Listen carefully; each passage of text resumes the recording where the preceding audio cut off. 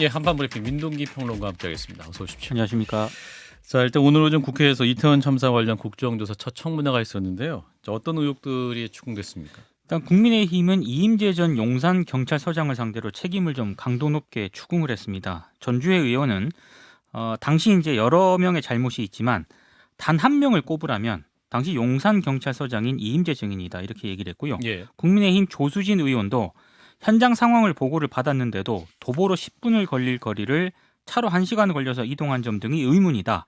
이 사이에 제대로 조치가 없어서 대규모 피해가 난 것이다. 이렇게 질타했습니다.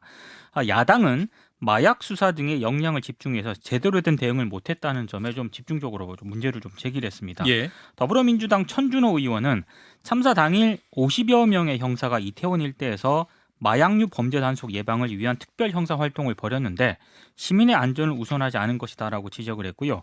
정의당 장혜영 의원은 김광호 서울경찰청장에게 참사 이틀 전인 이태원 지역에 형사 인력을 보강하라고 지시를 했는데 이는 마약 등의 범죄 예방을 위한 가시적인 경찰 활동을 강화하기 위한 차원이다라고 지적을 했습니다. 예. 자, 그리고 윤희군 경찰청장의 참사 당일 행적도 도마에 올랐었는데.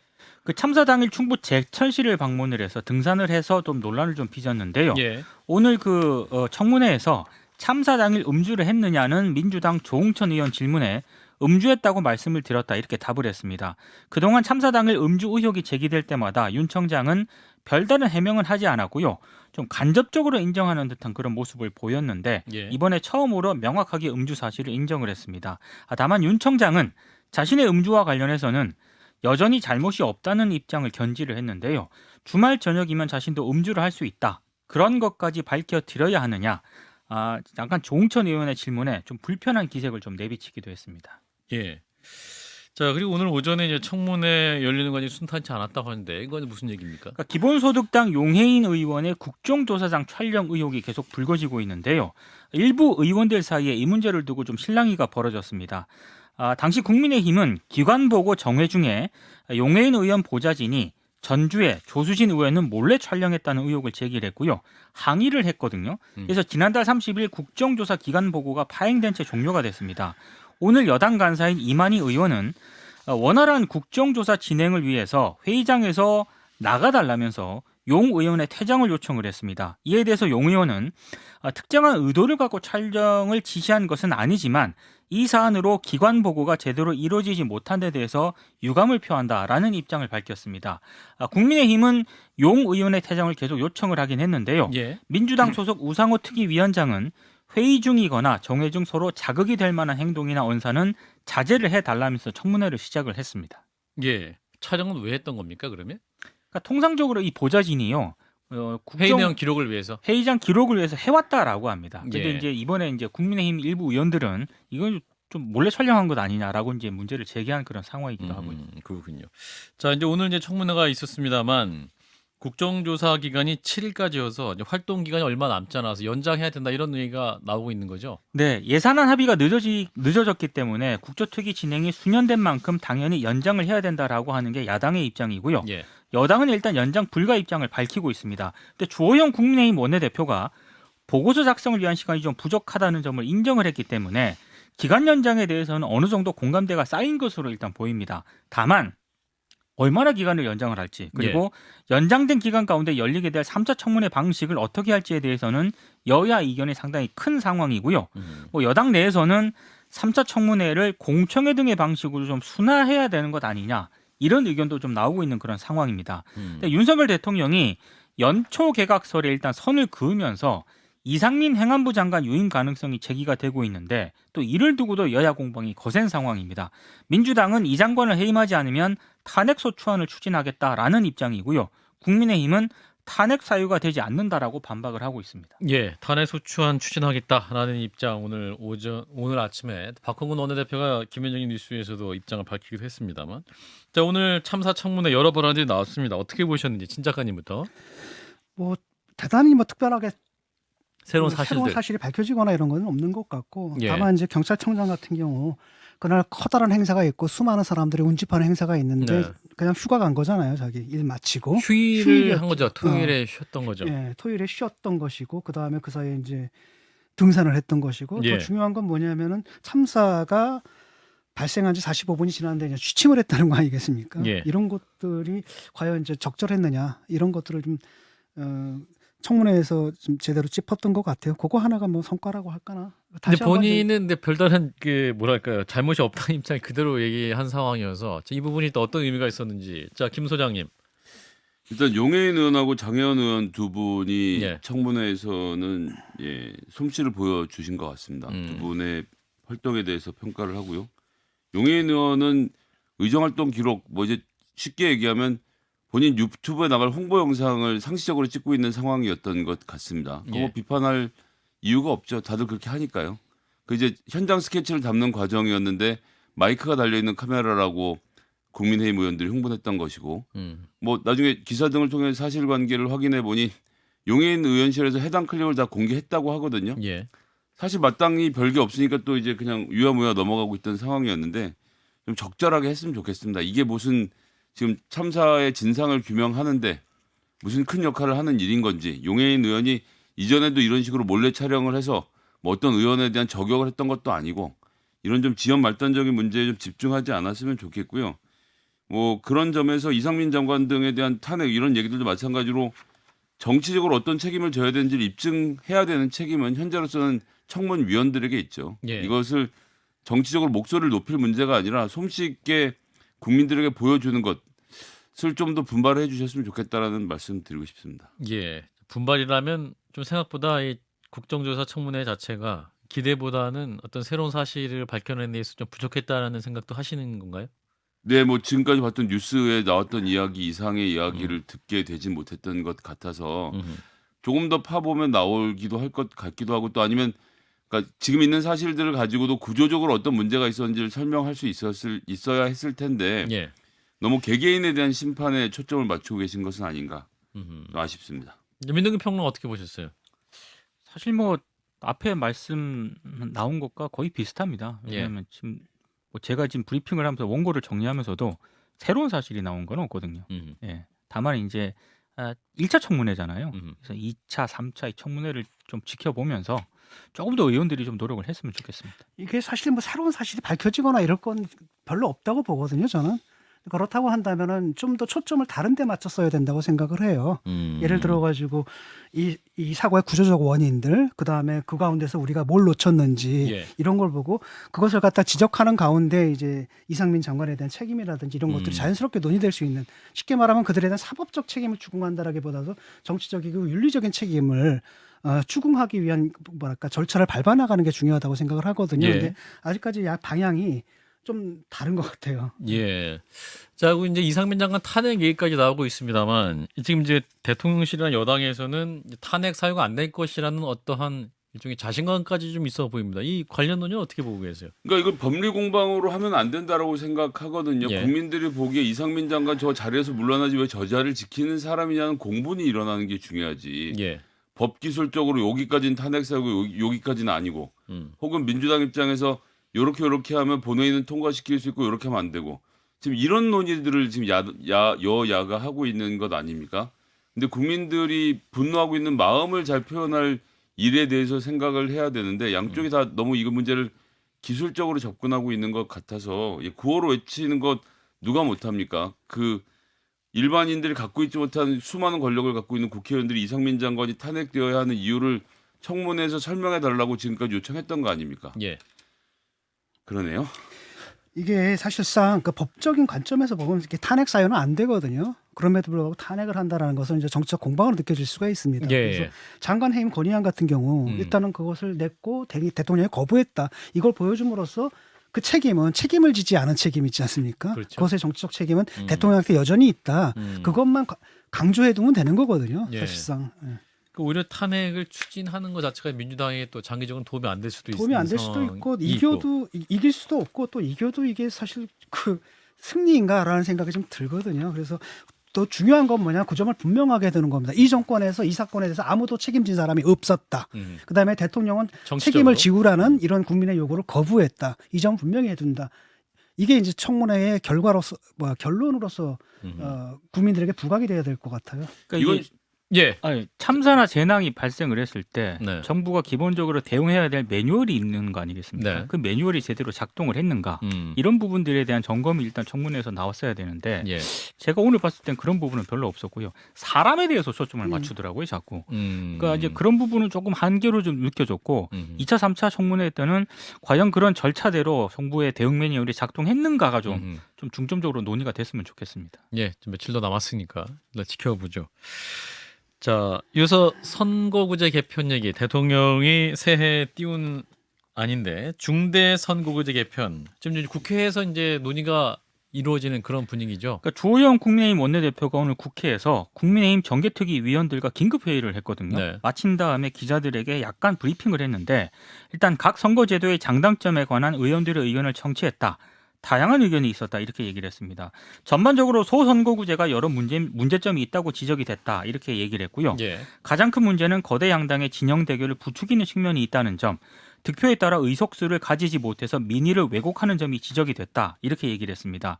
중대선거구제 논의 방향에 대해서는 장점이 있지만 단점도 있기 때문에 장단점을 충분히 숙지한 다음 최종적으로 정개특위 위원들의 의견을 정하자는 의견이 있었다 이렇게 이제 전했는데요. 예. 일단 주호영 원내대표는 정개특위 위원들이 낸 의견을 바탕으로 초안을 만든 다음에 정책의원총회를 열어서 전체 의원들의 총의를 반영한 선거법 개정안을 마련하겠다 이런 계획입니다. 예. 일단 국민의힘은 관련해서 뭔가 움직임이 있는 거네요, 그러면. 그렇습니다. 공식적으로 일단 의원들의 총의를 모으는 그런 상황입니다. 예, 자 민주당은 어떻습니까? 민주당은 오늘 박홍근 원내대표가 김현정의 뉴스쇼에 나와서 예. 인터뷰를 했는데요. 중대선거구제에 대해서 아직은 당론이 없다라는 그런 입장을 내놓았습니다. 이제 민주당 내에서는 조금 개선법이 복잡한데 예. 영남권에서는 중대선거구제 도입에 적극적인데 호남과 수도권 현역 의원들은 반대 의견이 높은 것으로 지금 전해지고 있습니다. 아, 민주당 내에 호남 수도권 그렇습니다. 의원들이 일단 20대 국회까지는 당의 공식 입장이 있었지만 21대 들어서는 본격적으로 논의를 해야 될 시기라고 하는 게 박 원내대표의 입장인 거고요. 예. 다만 이제 국회 정치개혁특별위원회 위원장이 남인순 민주당 의원인데 MBC 라디오와 인터뷰를 했는데요.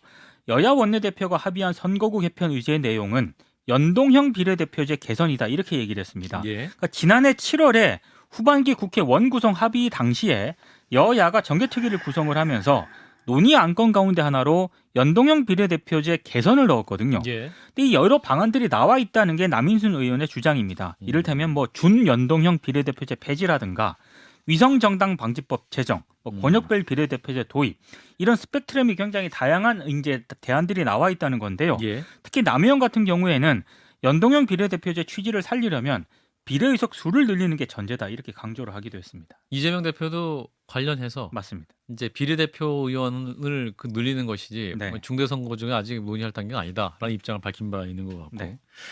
자 일단은 자 중대선거구제 개편 이제 윤석열 대통령이 새해 또 정치개혁 아젠다를 띄운 이런 상황입니다. 일단 논의 자체는 긍정적이다라는 그런 평가를 받고 있습니다. 진 작가님 현재까지 논의 상황 어떻게 보시는지? 일단은 대통령은 손해보는 장사를 안 했어요. 이게 되든 안 되든 간에 일단 이니셔티브를 지었거든요. 원래 이런 정치개혁 과제는 민주당에서 하겠다라고 얘기를 했던데 민주당에서 뜸을 들이는 사이에 일단 대통령이 화두를 던졌고 그다음에 정치권에서 예민하게 지금 여야가 다 받았단 말이죠. 예. 사실상 뭐 이게 뭐 실현 가능성이 이렇게 높지는 않지 않습니까? 왜냐하면 밑으로 내려가게 되면 이제 여당이든 야당이든 현역 의원들의 그 지역구 지키기 이것 때문에 사실상 고양이한테 이제 생선을 맡겨놓은 격이란 말이죠. 근데 끝나고 난 다음에 생선이 남아 있을 거라고 네. 기대할 수는 좀 없는 상황이긴 하지만은 예. 그럼에도 불구하고 일단은 긍정적인 측면은 뭐냐면 일단 이 선거구제 87년 체제가 문제가 있다라는 데 대해서 그 대통령하고 근데 국회의장 그리고 여야가 어느 정도 공감대를 이뤘다. 여기서 이제 출발하면 될 것 같습니다. 예, 김 소장님. 그러니까 이제 중국집에서 윤석열 대통령이 야 이거 개인당으로 시켜 먹지 말고 그냥 대짜로 하나 시켜갖고 나눠 먹자라고 얘기한 거예요. 그러니까 사람들이 앉아서 다 이제 갑론을 박기 시작합니다. 아니다. 중짜를 먹어야 된다. 중짜로 한 3개쯤 시키는 게 좋겠다. 아니다. 대짜로 하나 시키자. 그러지 말고 각자 메뉴를 각자 시키는 게 짜장면 좋겠다. 먹자. 짬뽕 먹고 싶은 예. 사람도 있는데. 근데 문제는 우리가 35년째 중국집에만 드나들고 있다는 것. 즉 87년 지금 직선제와 소선거제 체제가 만들어진 이래로 정치와 관련돼서 이 사회 구조와 관련된 개헌에 대한 결론을 지금까지 못 지었다라는 즉 중국집에 나올 국리를 해야 되거든요. 예. 그러니까 윤석열 대통령이 그 자리에서 중짜 먹을 거냐 대짜 먹을 거냐 따진다고 하더라도 민주당 그 박스에서 나와서 30년 동안 중식 먹었으니까 이제 우리가 뭘 먹을지부터 논의를 하자라고 해서 저는 개헌부터 시작해서 뭐 대통령 의지를 갖고 계시니까 예. 정치 개혁의 전반적인 이야기를 해야지 대통령제는 그대로 둔 상태에서 그때 함께 합의됐던 소선구구 규제 하나만 건드리는 것이 정치 개혁으로서 혹은 이 지금의 진영 간의 정치의 정점은 대통령제 자체에 있는데 이것들을 손보지 않은 상태에서 이 선거구제 개편만 논의한다. 너무 좀 범위가 작다고 생각이 들어요. 선거구제 개편은 논의를 해야죠. 왜냐하면 이게 시스템이기 때문에 예. 시스템의 개선 없이는 사실 한국 정치가 좋아질 수가 없거든요. 그다음에 그 한계에 도달한 것 같아요. 지금 보세요. 국민들이 하나의 세계를 공유를 못합니다. 이 정도까지 왔다고 양극화돼서 양극화가 돼가지고 이 양극단. 정도까지 이런 적은 없었거든요. 과거에도. 근데 이제 그렇기 때문에 뭐냐면 이제 여러 가지 방식이 있는데 하나가 이제 중대선거구제처럼 한 군데에서 여러 예. 두 사람 이상, 2인 이상이라고 하는데 2인 이상 하면 이건 하나만 하거든요. 최소한 3인 이상이 되어야 되는 방향 또는 비례성을 갖다 강화하는 방향, 예를 들어서 비례대표를 넓히는 방향. 그다음에 무엇보다도 중요한 게 지난번에 실패했던 게 결국 위성정당 만들어서 실패했지 않습니까? 예. 그런 부분들이라든지 그래서 가장 핵심적인 것은 다당제가 맞다. 그 방향으로 가야 된다. 그다음에 이 비례성을 갖다가 충실하게 해야 된다. 이 두 가지 원칙 하에서 다양한 방향들을 구체적인 방향들을 논의하면 될 것 같아요. 예. 네, 그 뭐 저도 같은 의견에서 네. 대중소를 따지는 걸로 논의가 집중되면 안 된다는 그렇죠. 말씀 드리는 네. 거고 지금 세 명이 그러니까 세 개 지역구를 말씀하셨는데 호남 전체가요. 그러니까 전라남도에 지역구가 10개밖에 없습니다. 이거 세 개 쪼개면 334쪼개지거든요. 그럼 전라남도 전체에서 세 개 지역구를 하고 선거운동을 한다고 생각하면요. 뭐 경비행기나 헬기를 타고 다니지 않으면 선거운동이 안 돼요. 그러니까 이게 생각처럼 단순한 문제는 아니기 때문에 좀 더 여러 가지 차원에 접근해야 되고 지금 일단 우리가 해결해야 되는 과제는 연동형 비례대표제 이거 지금 위성정당 문제랑 포함해서 이걸 어떻게 해결할지가 제가 보기에는 급선무라고 보고 있습니다. 예, 선거제 개편 얘기는 한번 각 잡고 저희가 시간을 준비해 보도록 하겠습니다. 한 3시간쯤 잡아요. 예, 알겠습니다. 이게 오차 방정식이라서 대길 갖고 풀 수 있는 한 문제는 2박 아니잖아요. 3일 사실. 얘기할 수 있을 것 같아요. 자, 다음은 사회면을 좀 봅니다. 동거녀와 택시기사를 살해한 혐의로 구속된 이기영 오늘 포토란 앞에 섰죠? 네, 경기 일산 동부경찰서 현관 밖으로 나와가지고요. 오전에 취재진 포토라인에 섰는데 패딩 점퍼 후드를 눌러쓴 채 고개를 숙이고 마스크를 쓰고 얼굴을 가린 채 일단 나타났습니다. 본인이 얼굴 공개하지 않겠다는 의사가 강했죠? 그러니까 이송 과정에서 취재진 앞에 자연스럽게 얼굴이 공개될 수 있도록 경찰이 할 예정이었는데 예. 본인이 이걸 거부했습니다. 예. 이걸 강제로 할 방법은 없다고 합니다. 일단 피해자 유가족에게 할 말이 없냐 기자들이 물었는데 이 이기영 씨가 죄송합니다라고 답을 했고요. 무엇이 죄송하냐는 추가 질문에는 살인해서 죄송합니다라고 얘기를 했습니다. 추가 피해자는 없느냐 질문에는 없다라고 짧게 얘기를 했는데요.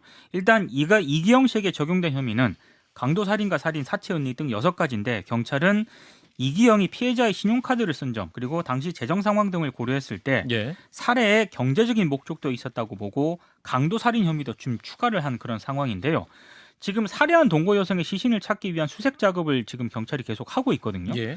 원래 그 강가에 버렸다라고 얘기를 했었는데 경찰 수사 과정에서 땅에 묻었다라고 진술을 바꿨기 때문에 일단 파주시 공릉천변 주변을 이틀째 집중 수색을 하고 있는데 아직 시신을 찾지는 못했습니다. 예, 뭐 지금 뭐 진술이 번복되고 있고 또 여러 의혹이 추가로 나오고 있기 때문에 이제 관련 문제 전문가 연결해서 말씀 들어보겠습니다. 곽대경 동국대 경찰행정학과 교수를 연결합니다. 교수님 나와 계시죠? 예, 안녕하세요. 예, 자 이경의 그 동거녀 시신 유기 장소에 대한 진술이 번복되고 있네요. 네. 자 이런 진술 번복은 왜 발생하고 있다고 판단하십니까? 현재 발생한 그 범죄에 대해서 이제 자신의 입을 통해서 이제 진술하는 그런 것에 이제 경찰의 수사가 현재 이제 좌우되고 있는 그런 상황을 좀 즐기는 그런 측면도 있고요. 아 상황을 즐기고 있다.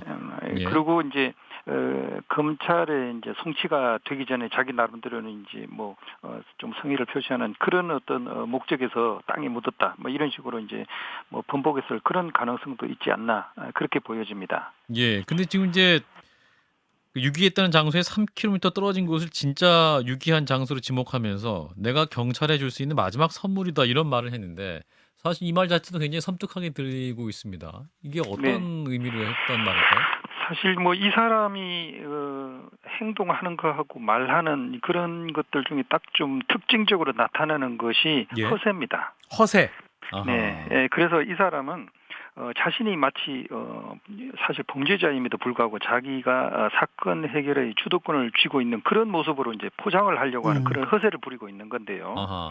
이것이 마치 자기가 굉장히 센 사람처럼 보이고 싶어하는 그런 욕망이 뭐 숨어 있는 거 아니냐, 그렇게 이제 보여지는 거죠.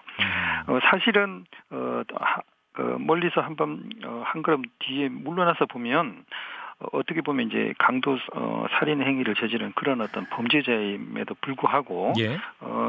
자기가 상당히 뭐 여러 사람을 뭐 죽인 그런 어떤 연쇄 살인범으로서의 그런 어떤 모습 뭐 이런 걸 좀 뭐 보여주고 싶어하는 게 아닌가 그렇게 보여집니다. 오히려 이제 범행을 감추는 게 아니라 드러내고 자랑하고 그다음에 상황을 내가 주도하고 있다라는 어떤 뭐랄까 그 권력욕이라고 해야 되나 이상한 네. 그런 유형이군요, 그러니까. 네, 그렇습니다. 근데 보면은 지금 연쇄 살인으로 볼 수 있게 되지 않았습니까? 추가 범행이 드러나면서. 네네. 근데 교수님이 강호순을 분석하면서 쾌락 추구형 연쇄 살인범이다 이렇게 말씀하시지 않았습니까? 네. 이기용 같은 경우에는 어떻게 분류할 수 있을까요?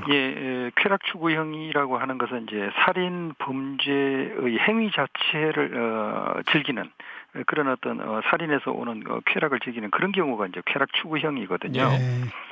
그 외에 뭐 사회 불만형이나 이제 권력형 뭐 이런 걸로 이제 분류하긴 했는데 이 세 가지 유형에 딱 맞는 그런 거는 아니고 이번 경우 같은 경우는 뭐 사회 불만형의 일부 가깝기는 하지만 결국은 금전을 탈취하기 위한 연쇄 살인 범죄 아닌가 그렇게 이제 보여지는 거죠. 금전을 탈취하기 위한 강도 살인이군요. 네네. 그래서 어떻게 본다면 좀 자포자기형의 그런 어떤 범죄자의 모습도 보입니다. 왜냐하면 첫 번째 이제 범죄를 저지르면서 예. 살인 범죄에 대한 자기 마음속의 어떤 억제력. 내지는 우리 마음속에 어떤 양심과 같은 그런 어떤 문지방이 있는데 그걸 갖다 이미 한번 넘어버림으로써 한번 살인 범죄를 저지르고 나서 두 번째 살인 범죄를 저지르는 그런 어떤 문지방이 상대적으로 이제 낮아져 있는 그런 상태에서 이제 두 번째 이제 범죄도 이제 저지른 그런 건데요. 첫 번째 범죄는 아직 세상에 이제 알려지지 않은 그런 거지만 이미 자기는 이제 사람을 한번 죽여봤고 그러고 나서 사실은 음주 운전 후에 이제 사고가 나고 이런 상황에서 상당히 난처한 그런 상황이고 많은 돈으로 이제 그 상황을 해결해야 되는 그 상황에서 자기 집으로 오라고 유인한 다음에 그 사람을 갖다가 이제 죽이는 그런 범죄를 저지른 것은 이미 한번 사람을 죽여봤기 때문에 또 이제 두 번째의 살인도 그렇게 이제 힘들지 않게 이제 저지르는 그런 모습을 보였지만 결국 그 밑에 깔려 있는 것은 돈을 금전을 탈취하겠다라는 그런 어떤 생각이 있었던 거거든요.